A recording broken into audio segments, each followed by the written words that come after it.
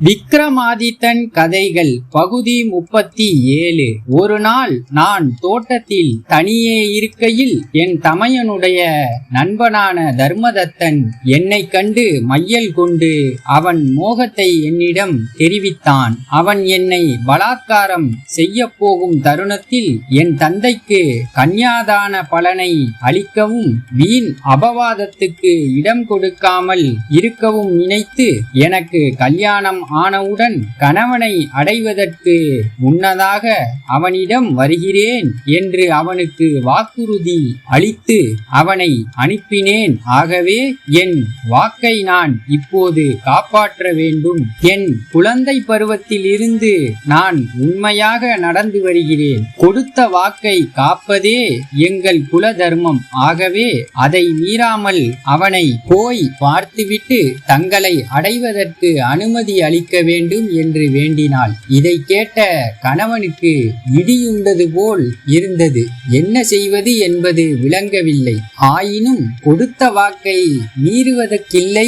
அவள் வேறு ஒருவன் மீது நாட்டம் கொண்டிருந்தால் இல்லாவிட்டாலும் வாக்குறுதியின் பிரகாரம் அவள் போகத்தான் வேண்டும். நான் எதற்காக அவளை தடுக்க வேண்டும்? இவ்விதம் நினைத்த சமுத்திரதத்தன் தன் மனைவியை நோக்கி, உன் சத்தியத்தை காப்பாற்ற கல்யாணமாகியும் கன்னியாகவே போ என்று அவள் இஷ்டப்படியே போக அனுமதி கொடுத்துவிட்டு அவள் முகத்தை கூட பாராதபடி வேறுபுறம் திரும்பி படுத்து கொண்டான். மதனசேனை எழுந்து முக்காடிட்டு கொண்டு தன் புருஷன் வீட்டை விட்டு காதலன் ஊருக்கு கிளம்பினாள். நடுநிசியிலே உலகமே அறியாதபடி கணவனின் ஊருக்கும் காதலனின் ஊருக்கும் நடுவே சிறு காடு ஒன்றுதான் இருந்தது. அந்த காட்டில் பயங்கரமான வழிப்பறி கல்வன் ஒருவன் இருந்தான். அந்த நள்ளிரவிலே மதனசேனை மட்டும் தனியே போவதை பார்த்த வழிப்பறி கள்ளன் அவளை நோக்கி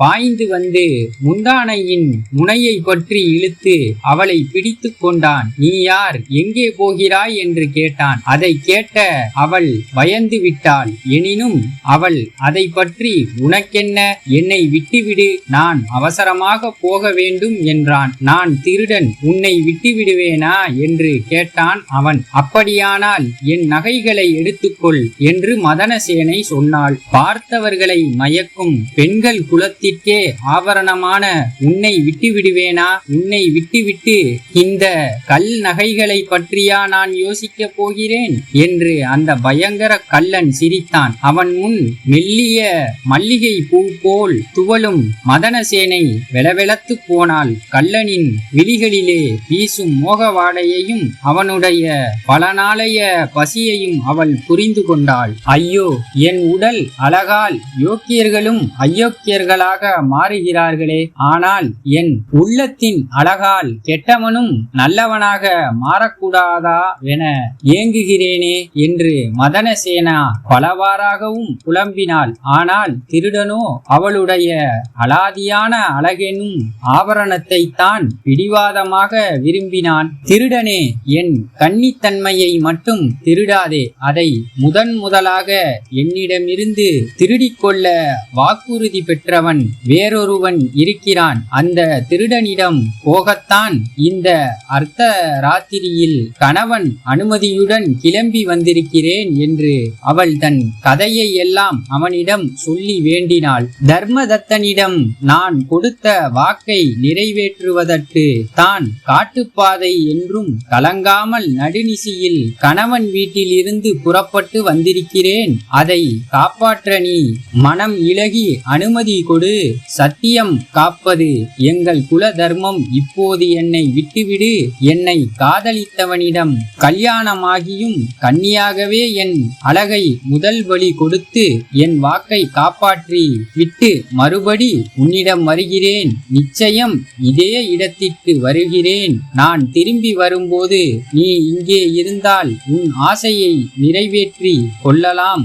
என்னை நம்பு, இது சத்தியம் என்று மதனசேனை வாக்குறுதி கொடுத்தாள். இதை கேட்ட திருடன் அவள் வார்த்தையில் ஓரளவு நம்பிக்கை கொண்டு அவள் தன் சொல்லை மீறமாட்டாள் என்று என்னவோ ஒன்று அவன் மனசாட்சியில் உறுத்தவே மதனசேனைக்கு விடை கொடுத்து அனுப்பிவிட்டு அவள் திரும்பி வருவதை எதிர்நோக்கி அங்கேயே தங்கியிருந்தான். இவ்வாறு மதனசேனை தன் கன்னித்தன்மையை தன் கணவனுக்கு நிவேதிக்காமல், கள்ளனிடம் பறிகொடுக்காமல் காதலனிடம் பறிகொடுக்க வந்து சேர்ந்தாள். தர்மதத்தனோ அவளை கண்டதும் தலைகுனிந்தான். அவளுடைய கதையை எல்லாம் கேட்டதும் அவளை ஏறிட்டு பார்க்கவே அவன் கண்கள் கூசின. இதோ பார், கொடுத்த வாக்கின்படி கல்யாணமாகியும் பசுமை மாறாமல் புதுமை மறையாமல் வழிப்பறி கள்ளனிடம் சிக்கியும் எச்சிற்படாமல் கன்னி பெண்ணாகவே உன்னிடம் வந்திருக்கிறேன். இந்த ஓர் இரவில் அவ்வளவையும் உன்னிடம் பலிகொடுக்க வந்திருக்கிறேன். அருகில் வா, ஏறிட்டு பார் என்னை என்றாள் மதனசேனை. அதை கேட்டதும் தர்மதத்தனால் அவளை ஏறிட்டு பார்க்க முடியவில்லை. உடம்பெல்லாம் சிலிர்த்தது. மதனசேனா, உன் கணவனின் பெருந்தன்மையையும் ஒரு வழிப்பறி கள்ளனின் பெருந்தன்மையையும் விட என் மனது குறுகியதல்ல. என்னிடம் பதிதையாக வந்தவள் இந்த இரவில் என் வீட்டை விட்டு புனிதவதியாகவே போய்விடு. சொன்ன சொல் தவறாமல் நடந்து கொண்ட உன் நடத்தை ஒன்றே என்னை புது மனிதனாக்கிவிட்டது. என் காதல் கள்ளனின் இருதயத்தையும் விட குறுகலானதோ கொடூரமானதோ அல்ல என்று தர்மதத்தன் கூறி அந்த மங்கையை திருப்பி அனுப்பிவிட்டான். அவளும் சரியென்று அந்த இடத்திலிருந்து கிளம்பி வழியிலே தனக்காக காத்திருந்த திருடன் இருக்கும் இடம் வந்து சேர்ந்தாள். அவளை கண்டவுடனே போன இடத்திலே என்ன நடந்தது என்பதை சொல் என்று அந்த திருடன் கேட்டான். அவளும் நடந்தபடி தர்மதத்தன் எவ்விதம் தன்னை தொடாமல் திருப்பி அனுப்பிவிட்டான் என்பதை கூறத் தொடங்கி, தர்மதத்தனுக்கு இப்போதுதான் கண் திறந்தது. கள்ளனுக்கு இருக்கும் இதயம் காதலனுக்கு இராதா என்று சொல்லி என்னை கன்னி பெண்ணாகவே திருப்பி அனுப்பிவிட்டான் என்றாள். அதை கேட்டதும் கள்ளன், அப்படியானால் நானும் உன்னை விட்டு விடுகிறேன். உன் நேர்மையை நான் பெரிதும் பாராட்டுகிறேன். விலைமகளும் கண்டு மிரண்டு ஓடும் பயங்கர கள்ளனான என்னிடம் குலமகள் வந்திருக்கிறாய். சத்தியம் காக்க உன்னை போல் ஒரு பெண்ணை என் வாழ்நாளில் கண்டதில்லை. உன் நகைகளும் எனக்கு வேண்டாம். நீயே எடுத்துக்கொண்டு புனிதவதியாக வீடு போய் சேர். இருதயம் என்ற விலை மதிப்பற்ற நகை உன்னால் எனக்கு கிடைத்திருக்கிறது. அதுவே இனி என் ஆயுள் முழுவதுக்கும் போதும் என்று சொல்லி அவளை விடுவித்து அவள் வீடு வரையில் காவலுக்காக துணை வந்து அவளை வீட்டில் சேர்த்துவிட்டு போனான் கள்ளன். இவ்விதம் அவள் தன் கற்புக்கும் பங்கம் ஏதும் நேரிடாமல் திரும்பி வீடு வந்து சேர்ந்தாள். உடனே அவள் நேராக தன் கணவனிடம் சென்றாள். அவளை கண்ட கணவனும் நடந்ததை விசாரித்தான். அவளும் ஒன்று விடாமல் முழுவதையும் தெரிவித்தாள். தன் உடல் அழகால் ஒழுக்கம் கெடவிருந்த இருவர் உள்ளமும் தூய்மையாகி நல்லவர்களாக மாறிய வித்தையையும் குறிப்பிட்டாள். தன் மானத்தையும் குடும்ப கௌரவத்தையும் இழக்காமல் சொன்ன சொல்லை காப்பாற்றிய தன் மனைவியை கண்ட சமுத்திரதத்தன் உள்ளம் பூரித்தான். அவ்வளவு தூய உள்ளம் படைத்த அவளை அவன் மறுபடியும் ஏற்றுக்கொண்டு அவளுடன் ஆனந்தமாக மணவாழ்க்கை நடத்தி வந்தான்.